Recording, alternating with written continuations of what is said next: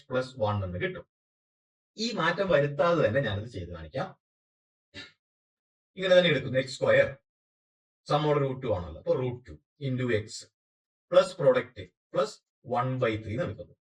X square minus ഈ ഇവിടെ തന്നിരിക്കുന്ന ഈ √3/3 എന്നുള്ള ആദ്യമേ ചേഞ്ച് ചെയ്ത് ചെയ്യുന്നില്ല. നമ്മൾ സാധാരണ പഠിച്ച പോലെ തന്നെ ചെയ്യുന്നു. ഇവിടെ ഫ്രാക്ഷൻ വരുന്നേ ഉള്ളൂ. X square minus sum into x plus product എന്ന് തന്നെ എഴുതുന്നു. ഈ ഒരു മാറ്റമൊന്നും വരുത്തുന്നില്ല. അത് ബുദ്ധിമുട്ടായിട്ട് തോന്നുന്നുണ്ടെങ്കിൽ അങ്ങനെ ചെയ്യാതെ എക്സ് സ്ക്വയർ മൈനസ് √2 എക്സ്, അതായത് സം ഇൻറ്റു എക്സ്, സം √2 ആണ്, √2 എക്സ് പ്ലസ് പ്രോഡക്റ്റ് എന്ന് തന്നെ ചെയ്യുന്നു. ഇനി ഇവിടുത്തെ ഈ ഇന്നത്തെ വീഡിയോ CBSE 10ാം ക്ലാസ്സിലെ മാത്സിന്റെ സെക്കൻഡ് ചാപ്റ്റർ പോളിനോമിയൽസ്. ഈ ചാപ്റ്ററിലെ ഇമ്പോർട്ടന്റ് പോയിന്റ്സും ചാപ്റ്ററിലെ പ്രധാനപ്പെട്ട കുറച്ച് ക്വസ്റ്റ്യൻസും പുതിയ സിലബസിലെ കുറച്ച് ക്വസ്റ്റ്യൻസും ഒക്കെയാണ് ഇന്ന് നമ്മൾ ചെയ്യുന്നത്. ക്ലാസ്സിലേക്ക് പോവാം. Chapter 2 polynomials. √2 ആണ് സമ്മ്, അതുപോലെ 1/3 ആണ് പ്രോഡക്റ്റ്. എല്ലാം പഴയ പോലെ തന്നെ alpha beta, alpha plus beta √2 alpha beta minus b/a is equal to √2, c/a equal to 1/3. a is equal to 1, ഇവിടെ a is equal to 3. ഒരു പ്രശ്നം, നമ്മൾ a 3 ആക്കാൻ വേണ്ടി 1നെ 3 കൊണ്ട് മൾട്ടിപ്ലൈ ചെയ്ത് മാറ്റുന്നു. ഇപ്പൊ തൊട്ട് മുമ്പത്തെ ക്വസ്റ്റ്യൻ ഞാൻ പറഞ്ഞിട്ടേ ഉള്ളൂ. അങ്ങനെ വേണമെങ്കിൽ ചെയ്യാം, ഇല്ലാതെ ലാസ്റ്റ് ഇക്വേഷൻ കിട്ടിയിട്ട് മൾട്ടിപ്ലൈ ചെയ്താലും മതി എന്ന് ഞാൻ പറഞ്ഞു. രണ്ടു വഴിക്കും നമുക്ക് ചെയ്ത് നോക്കാം. ഇവിടെ ഇങ്ങനെ ചെയ്താൽ നമുക്ക് മൈനസ് b/a 3√2 ഡിവൈഡ് ബൈ 3 എന്ന് കിട്ടി. c/a 1/3 തന്നെ.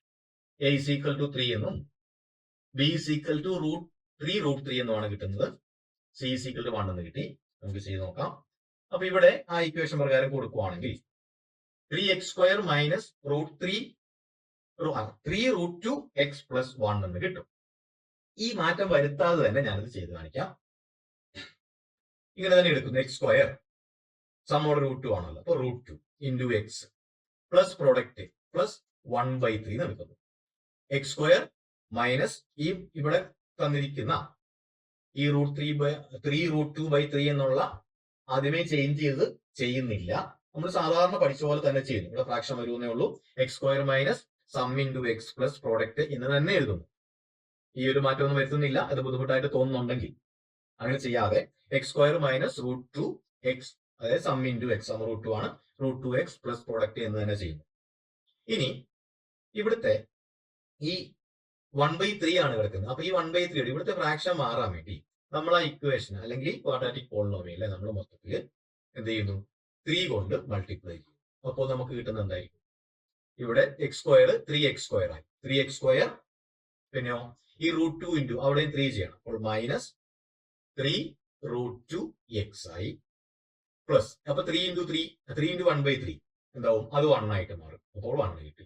അപ്പോ 3x² മൈനസ് √2 എക്സ് പ്ലസ് 1 എന്ന് കിട്ടി. അത് തന്നെയാണ് നമ്മുടെ ഇവിടുത്തെ answer. 3x² minus 3√2 X plus 1 എന്നാണ് കിട്ടുന്നത്.